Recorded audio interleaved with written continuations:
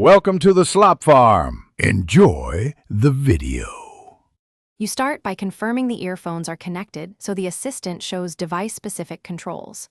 Open Settings, then go to Apps or Apps and Notifications.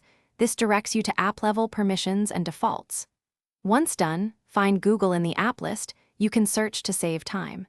Make sure you're using the account linked to Assistant, otherwise settings won't match.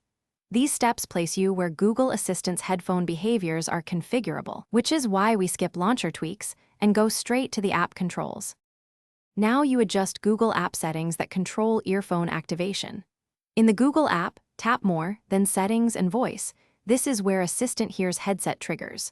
Once inside, choose Headset or Assistant Preferences and look for hands-free or headset detection options. Turn off Use a headset or any automatic hand-free detection to stop Assistant popping up. Make sure to apply changes for the active account, otherwise results won't persist.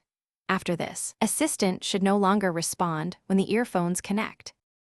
Finish by restarting your phone and reconnecting the earphones to confirm Assistant stays silent. If Assistant still activates, open Assistant Settings and toggle Assistant off entirely for a definitive stop.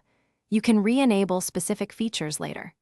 Make sure Bluetooth profiles like HFP/HSP aren't forcing voice assistant actions, and consider updating or resetting earphone firmware if they expose smart triggers. If nothing works, revoke microphone permission for the Google app as a last resort. That prevents voice activation, but also limits voice features. Thanks for watching. Consider subscribing if we helped you today.